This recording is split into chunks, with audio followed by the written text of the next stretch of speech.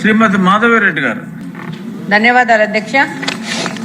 అధ్యక్ష, రాష్ట్రంలో ఏపీఎస్ఆర్టీసీలో పనిచేసి 2014 కంటే ముందు రిటైర్ అయిన దాదాపు 6,000 మంది ఆర్టీసీ పెన్షనర్స్ కు ఈపీఎఫ్ హై పెన్షన్ కు ఆప్షన్ ఇచ్చుకునే విధంగా అవకాశం లేకపోవడం వల్ల వృద్ధాప్య పెన్షన్ కంటే తక్కువగా వీళ్ళకి 1000 నుంచి 2,300 వరకు రూపాయలు మాత్రమే పెన్షన్ గా పొందుతూ 70 నుంచి 80 సంవత్సరాల మధ్య వయసులో వీళ్ళు చాలా దయనీయ స్థితిలో ఉన్నారు అధ్యక్ష. వీరందరూ రిటైర్ అయి ఉన్న ఉద్యోగులు కావడం వలన వీళ్ళకి ప్రభుత్వ పథకాలు కూడా ఏమీ అందటం లేదు అధ్యక్ష. ఈ విషయమే మన గౌరవ ముఖ్యమంత్రి శ్రీ నారా చంద్రబాబు నాయుడు గారు 2024వ సంవత్సరంలో తన ఎన్నికల ప్రచారంలో భాగంగా కడప పర్యటనలో ఉన్నప్పుడు తనను కలిసిన ఈ ఆర్టీసీ ఉద్యోగులు భరోసా కల్పిస్తూ అధికారంలోకి వచ్చాక జీవన వృత్తిని కల్పిస్తామని హామీ ఇచ్చారు అధ్యక్ష. వీర జీవన వృత్తి కల్పించడానికి నెలకు కేవలం 2 నుంచి 2.5 కోట్ల రూపాయలు మాత్రమే ఖర్చు అవుతుందని ఒక అంచనా అధ్యక్ష.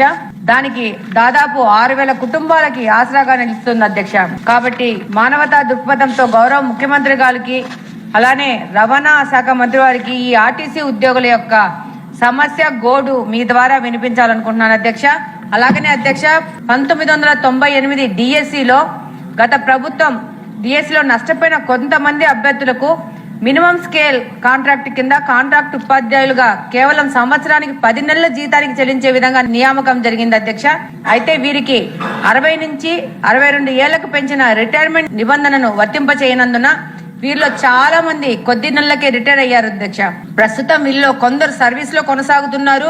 వీరు 60 నుంచి 62 సంవత్సరాలకు పెంచిన రిటైర్మెంట్ వయసు నిబంధనకు వారికి కూడా వర్తింపచేసి 10 నెలల జీతం నుంచి 12 నెలల జీతానికి చెల్లించాల్సిందిగా వాళ్ళు కోరుకుంటున్నారు అధ్యక్ష.